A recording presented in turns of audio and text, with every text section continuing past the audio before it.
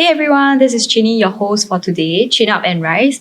And today we have here with us a remarkable woman, Principal Joy from Pawsible, the founder of our very first enrichment school for our furkids, which started back in 2012.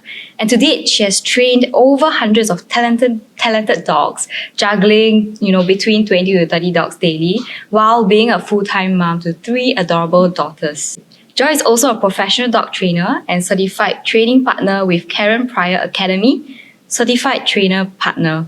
Joy has worked with many different breeds of dogs and helped them become companions, healers, and therapists to their parents and family since 2012. She's also a recognized leader in canine educare in Singapore, and she has shared her ethos and processes in educating the furry ones with government and media organizations such as CNA, The Straits Times, Insider, The Smart Local, and many, many more. So it hasn't been an easy journey since she started, and Joy made many respectable sacrifices to get to where she is today. Joy made a huge decision 12 years back that changed her life completely. She put a hold on her life and career for 1 full year to go on a journey of self-discovery, and also took this time to address her past. It has been a good 12 years of healing for her after she founded Pawsible, and right now, she is happier than ever.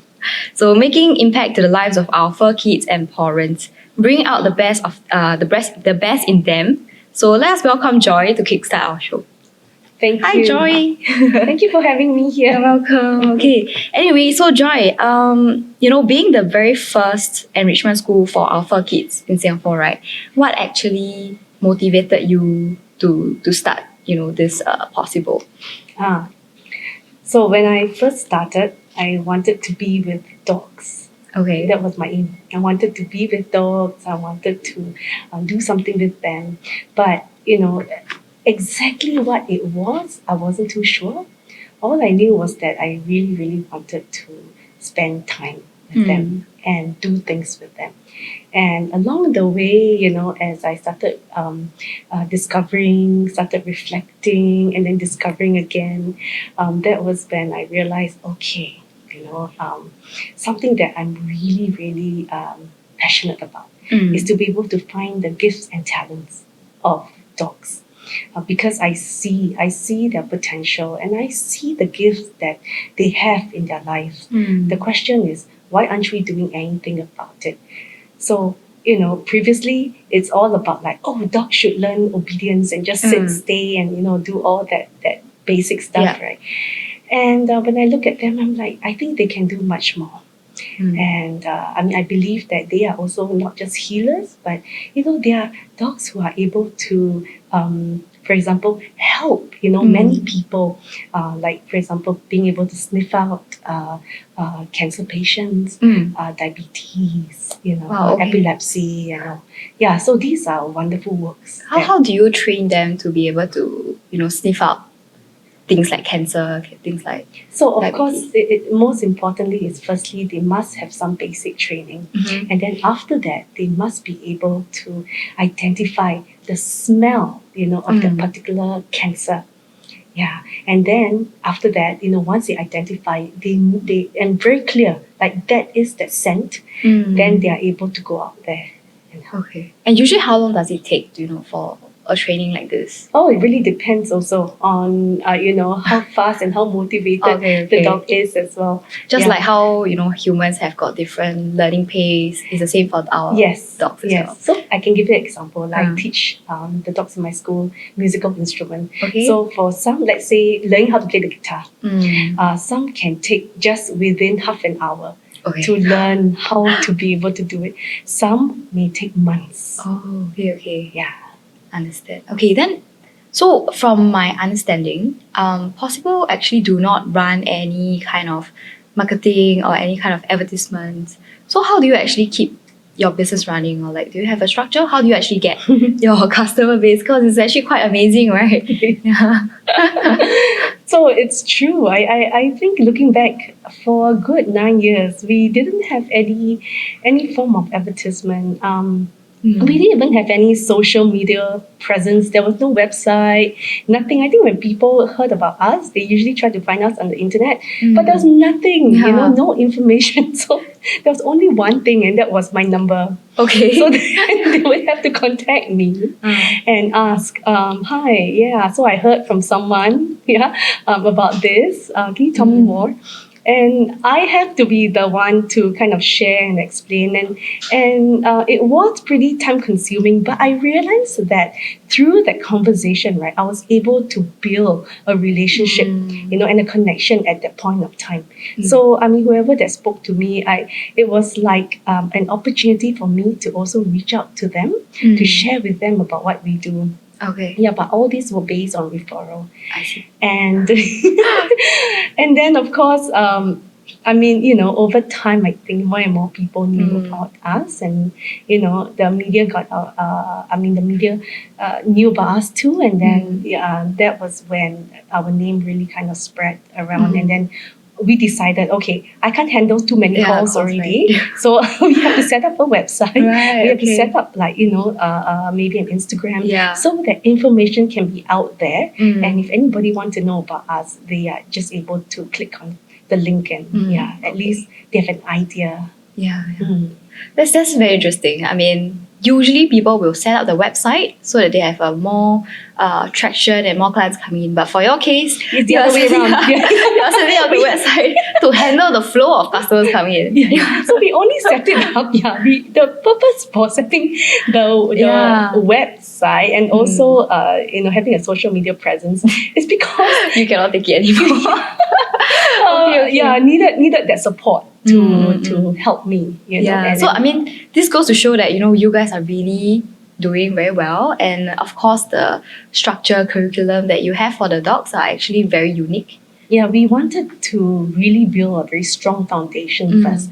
That's why marketing and advertising and all wasn't the top priority. I see. It was really more about building a very strong foundation, really understanding, who the dogs are, what is it that they want, and from there being able to see how to be able to create something that will allow them to be fulfilled.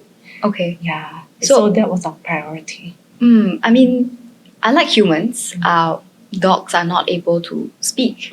So how do you then determine what do they want? What's their personality? What's the best way to train them? And what do you mean by a foundation? Yeah. Great question. Wow, this is like a whole 11 years of work just summarizing into a few minutes, a few seconds. Well, one of the things that we really put our heart in is to be able to study. And when I say study the dogs, behaviors, their patterns, perhaps not, their temperaments and so on. We look at what are some of the things that they really, really enjoy. And what are some things that they not just enjoy, but they learn best at.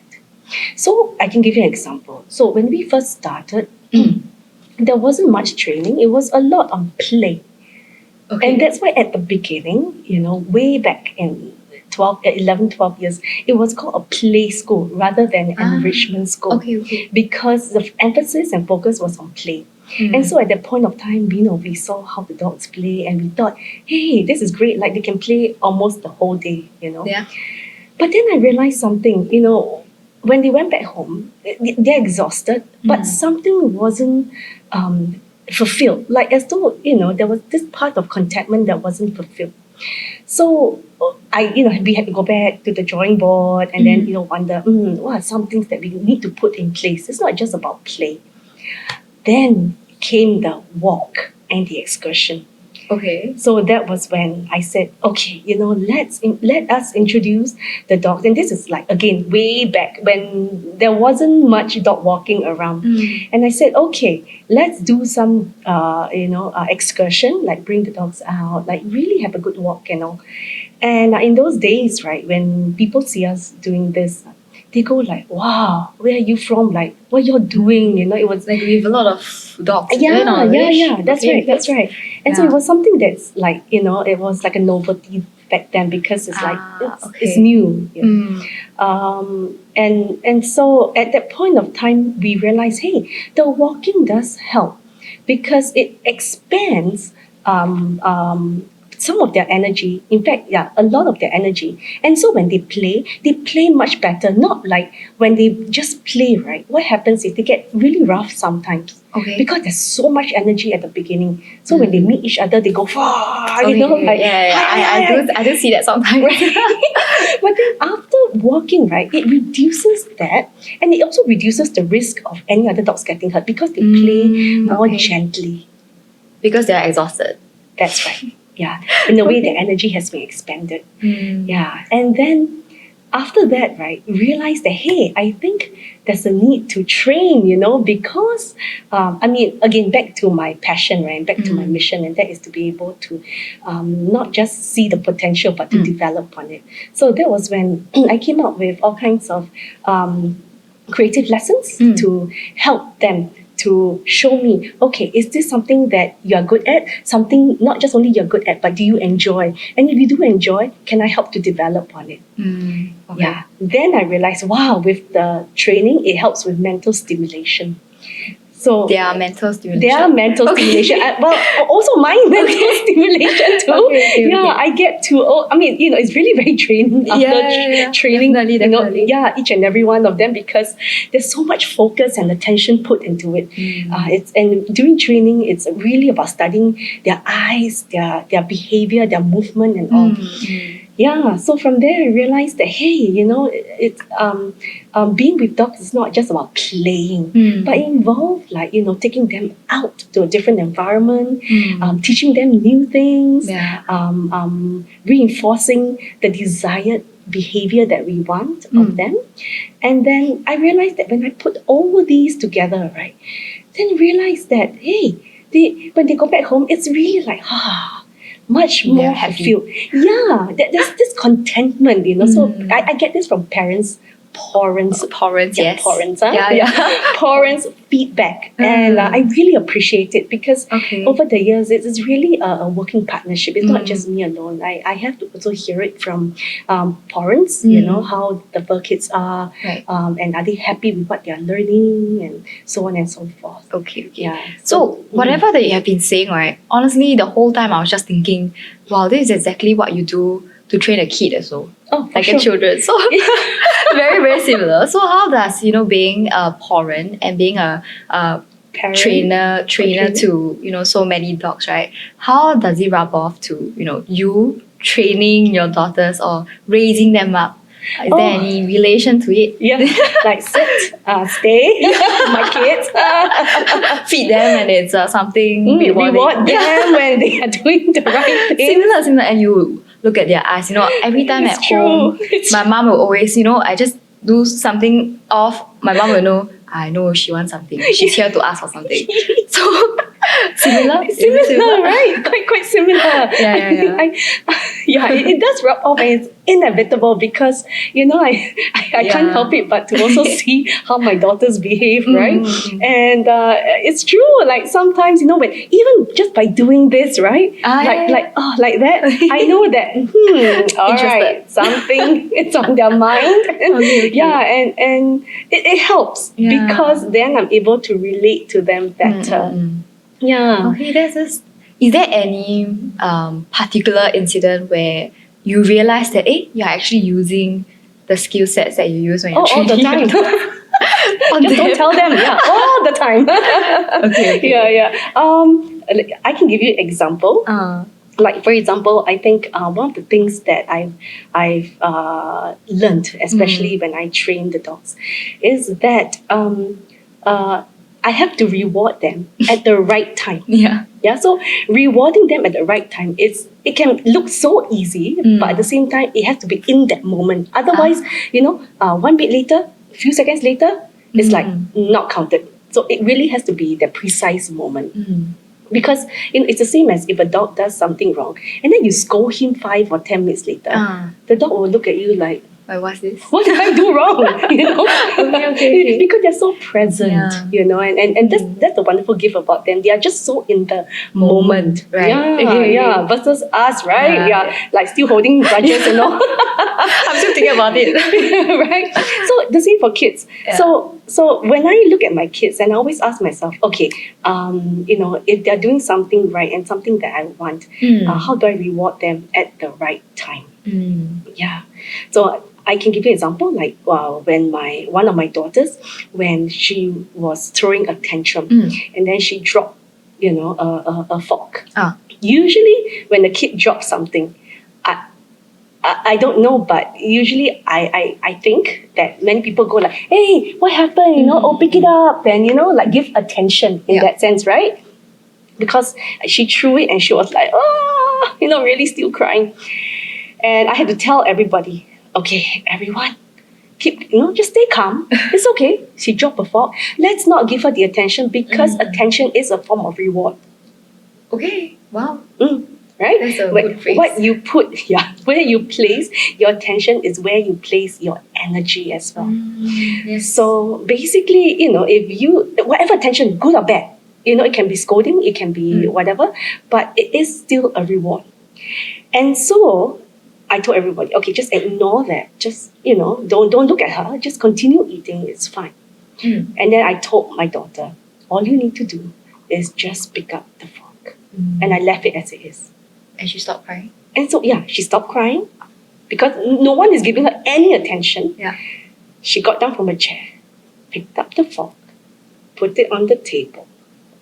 Because I didn't want to reward her when she picked up the fork. My goal is she has to put it on the table. Okay. That's how precise it is, right? So, put it on the table. And then, once she did that, right, I told everybody, now, let's clap. And I made it really big. Like, it's like such a huge celebration. But because I really wanted her to remember that, when she does something that, is, I call it a desired behavior, right? Hey, you get so much attention from us. It's the whole family. So I said, let's clap. Well done. Yeah, good job. Does it sound like me talking to a dog maybe? But, a little bit. But it's really about like, hey, wow, well done. Good job, And then she smiled. She was like, oh, yeah, right. I did something right. Yeah. And she's only 4 years old. Oh, okay. So Training starts young. Very much, yeah. Okay. Like start really, really young. Yeah. And because you are running a school, and at the same time you do have 3 daughters to look after. And I'm pretty sure a lot of people will be saying, Joy, you're crazy. How do you actually maintain a family while running a school at the same time? So how do you actually make sure that your children are growing up properly, not being neglected, but at the same time you're giving your all in school as well? And at the same time having to look after myself. Yes, correct. And giving yourself like a good me time. Right. Not sure whether like how do you actually manage that time? Oh goodness, wow. This is another great question, So sometimes I feel like I'm on a treadmill. I run and have everything so automatic, and then I get a bit burnt up. And that's when I always have to stop the treadmill. And then, step back and relook at what are some of the things that I need to either surrender and let go. And then relook at my, strategies, relook at my life, and ask myself, okay, so what's important as of now? Like, I do have my plans, but I think it's always important to look at like the present moment. Like, so what's important right now? And it could be as simple as, okay, perhaps is taking care of myself for now. And then there are times whereby I need to probably tell myself, hey, I need to spend more time with my kids. So, and of course, at the times, I need to really pay more attention to work. So there's never a time whereby everything is kind of like well balanced. Yeah. There's always moments where I'm like, oh, I'm neglecting this, or I should pay more attention to that, and all. And sometimes it's about, oh, I shouldn't be so hard on myself. And this is like always kind of like ongoing. Yeah. And how do I manage all of this? I think the very first thing that I actually do every day is to take time off early in the morning. Um, uh, before everybody wakes up, before my kids wake up, and spend probably, about 45 minutes to 1 hour just to pray, meditate, and just be by myself. Okay. Because that's when I can hear my thoughts, that's where I can hear myself the best. And check in myself, okay, are there anything in me, that I need to deal with or that I'm uncomfortable with and I need to handle it? What are some of the things that I've been thinking about, like my dominant thoughts, are they something that's positive or something that's negative?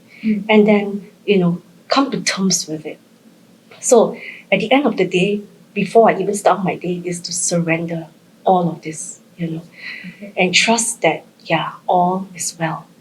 Otherwise, whatever that I do, I tell you, it's like so many things happening, right? And every day there are so many decisions to be made, challenges, Distractions. a lot of distractions, and the morning part where I take time off for myself really helped me during the day, especially when I'm so caught up with doing so many things, to allow me to remember what I have prayed for and to allow me to remember the centeredness that I've set. Yeah. Otherwise, it's like, how do I even breathe? Right, Yeah. So meaning to say you wake up early and set your priorities right for the day. Yes. So that when you go about your day, Yeah. you actually do focus and concentrate on the things that has got higher priorities. Yes. Yeah. The question that I would always ask, when I remember especially, is who do I want to be today? Right. Yeah. Okay. Not so much about what do I want to have, but who do I want to be? And so, different days can be different answer. It could be that today I just want to be really thankful. Yeah. Or Right. today I want to feel worthy. I want to be that worthiness. Okay. Yeah. Understand. Now touching on the topic of having time for yourself Yeah. and that discovery, right? Understand that you did actually make a very huge decision 12 years ago to actually go on a journey of self-discovery. And at a point of time, understand that you actually had everything. Life was actually you were actually in a good place. So actually what exactly happened and why did you decide, to go on a self-discovery journey? And basically that. Wow. Okay. So long story short, it all started because when I was at the epitome, at the top of my career back then, suddenly there was this sense of, to put it very, very layman, right? It's very empty. Yeah. And it's ironic because all this while I've been, chasing that dream, right? Of really climbing up the ladder and having whatever that I want, and it all came. But it's ironic because when it finally came, there's a part of me that went, okay, why do I not feel totally joyful? Why am I not embracing this thing with celebration and with like great happiness? I didn't have that. It was more like, oh, okay, yeah, right. What's next? And so when I had that going for me, right, I had to take a moment and I had to stop and really get honest with myself and ask myself, okay, so what is going on? Why am I feeling this way? It was a very, I would say, it was a very difficult time because on one hand, it's like I had almost I had almost everything, that I wanted. And I could continue to move on from there. But yet at the same time, there was no joy, ironically, right? My name is Joy, but There was no. There is a joy. now. But back then, it's like something was missing. Something was something was not connected. And I told myself, if I continue this way, I'll be living a lie. You get what I mean? It's like I won't be imposter syndrome. Is that Is that right? Right? Yeah. Like, sure, I can do whatever that I've done. I have everything, and I move on. The question is, how sustainable is that? So I decided to take the leap of faith and get really honest with myself and ask myself, okay, what is it that really create deep joy in me? But I've never dared dwell in it because it's not going to pay me. Yeah. There are some people who tell me, I'm not happy in the job. I love doing something else, right? And so I had to come to all that, to relook at my whole life. And then, after going through a few reflections and journaling and all that stuff, I came to a point whereby I realized that, hey, I really want to work with dogs. Yeah. It's one of those like, Eureka. I would say, Eureka moments. Yeah. It's one of those eureka. I mean, like, I knew that I love dogs, but I never had the thought of wanting to work with them. But it was surprisingly, right? Yeah. Because back then I had 2 dogs myself. But after going through that reflection, and I took a year sabbatical, so I had that time to really think through my life. And when I really wanted to work with dogs, I asked myself, wait a minute, could it be that I want to work with children? Because, quite similar, yeah. We had a conversation just now. Right. Energy is almost the same, right? Yeah. So I actually went to try out, in the preschool. Yeah. And then I realized, like, nope. No. leave it to their parents.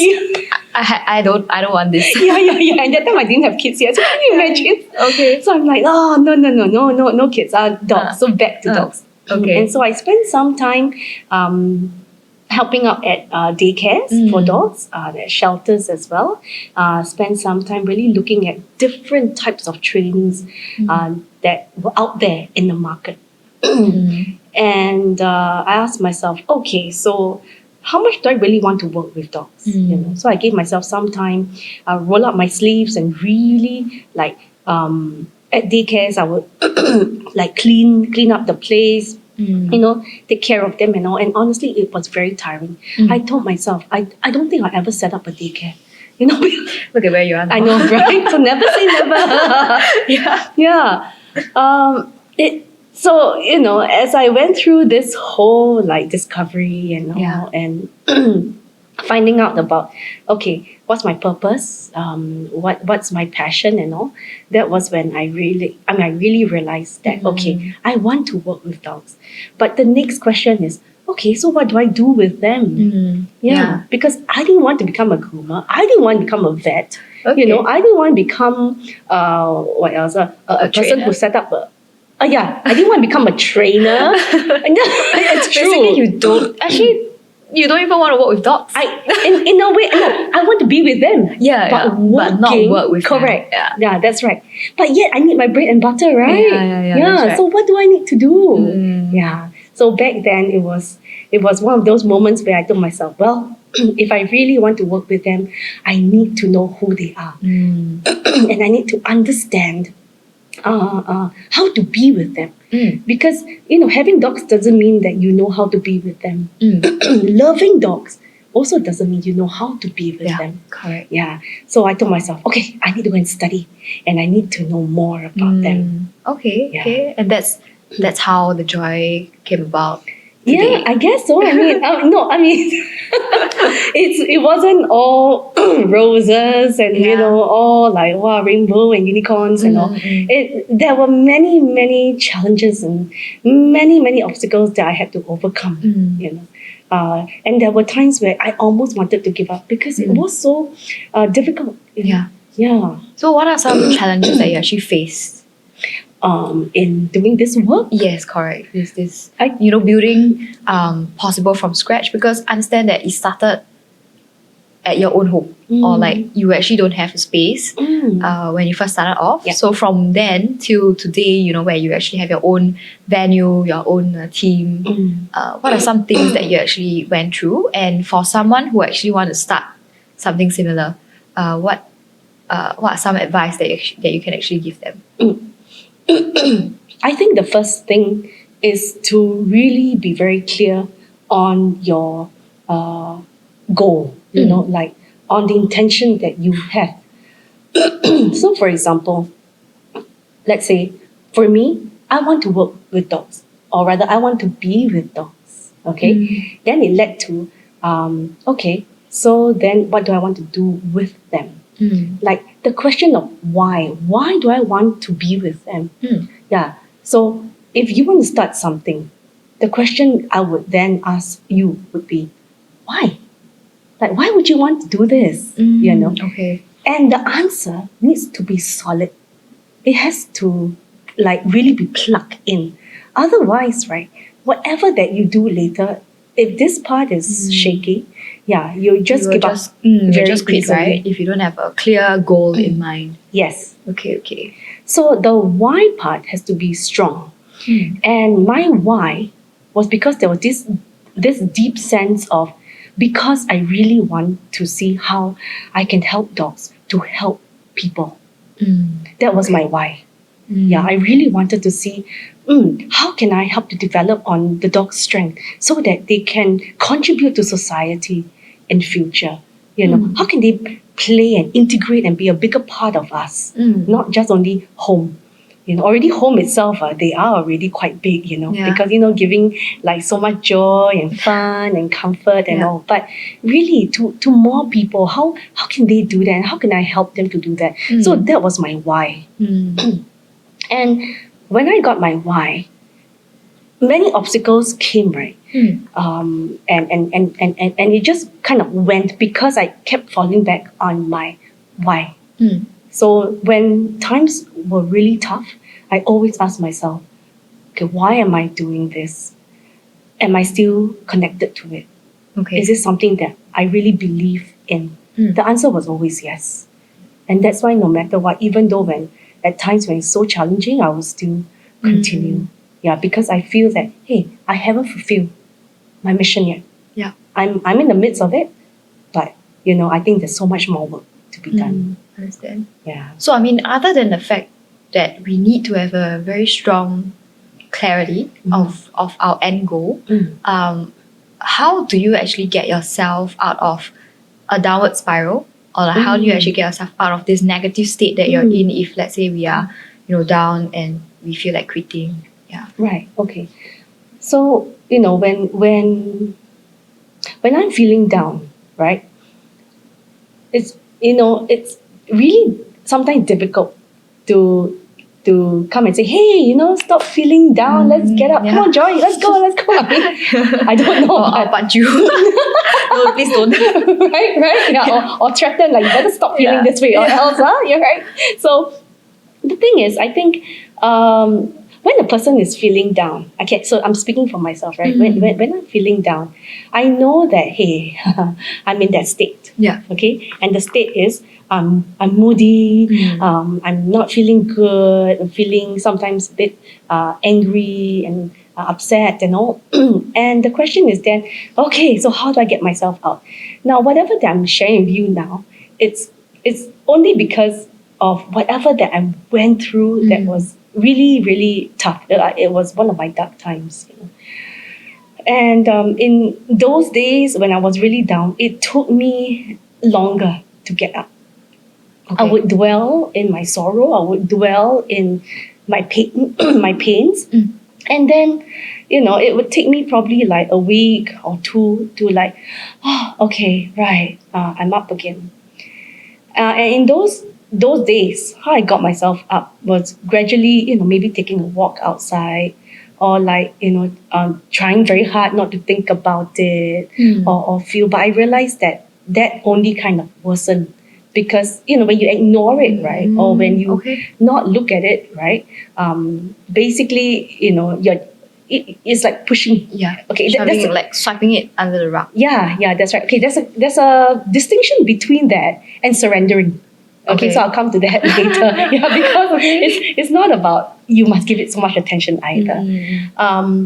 But I think in those days when it was tough and all, and I took a longer time to get up again, I think those actions that I took, basically, I think like taking a walk, maybe doing things that will distract me and all, and maybe that's why I took a longer time. I see. But this time round, when I face, let's say, challenges, right?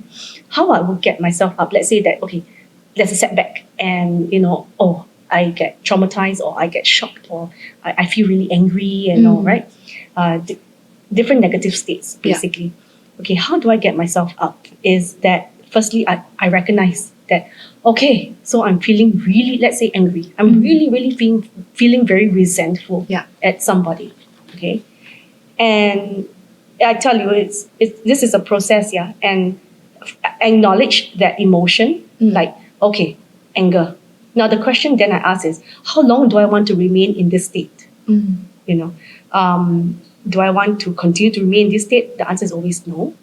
But the emotion is louder than the answer. So then, of course, I'll be like, okay, so. Okay, I don't want to be, but I'm like, I'm so angry, and it goes back and forth, right? Nowadays, I take a much shorter time, sometimes within a few hours, sometimes within a few minutes, sometimes within a day. So it really depends. But definitely, I told myself that, okay, whatever that I'm going through is not going to pass, let's say, 24 hours. Okay. And which means that I have to take a step back. And sometimes I have to literally tell my family or friends and all, I need some time off. I need to, go to my room or go somewhere to settle down. And, in that time, in that moment, right, I need to pray. Okay. And get really present with whatever that is going on. Sometimes I even have to write it out so that I can see whatever that is really bothering. And so I always ask myself, how am I also responsible for this? Because, it's so easy to get angry at somebody, right? But then again, how was I responsible for this? Okay, fair enough. Yeah. So when I see that responsible side, then I'm able to, it's so much better. I feel so much better because I know that I can take control. Okay. I mean, if I keep blaming, I'm totally giving my control away, right? Correct. Yeah. But if I can see that, hey, how am I responsible for that, right? Not only do I feel better, but I can gain more control in terms of how I would like to feel and behave and also think next. Okay. So the responsibility side is important because once you're able to take a look at how you're responsible for whether is it your sadness or your resentment whatsoever, there will be definitely much more empowerment. I understand. So, in summary, when we are faced with a certain kind of situation that we are not very happy with, first thing is actually to acknowledge that feeling that we have. Yes. Second is actually to journal or write it out so that you can visualize it, find out where I'm responsible for it. Because it always takes two hands to clap. Right? Yes. So as long as we can find out which part or which area that we are responsible in, we can then take control of that feeling and think of moving forward, what else can we do to actually improve whatever that we are actually going through. Okay. That's I think that is a very good advice because I've never thought of taking a look at where I actually can contribute or like where my responsibility lies whenever things go south. It's always about, this person doing this, why need to do this, things like that. And I'm always doing the blaming game, So actually that will give me a different perspective on how I can actually handle things. And thank you. That's a very good piece of advice. You're welcome. I mean, I didn't think of it that way back then. It's really through the years that I grew as well. And I think one of the things why I grew was because I desire for growth. And when I desire for growth, I have no choice but to change.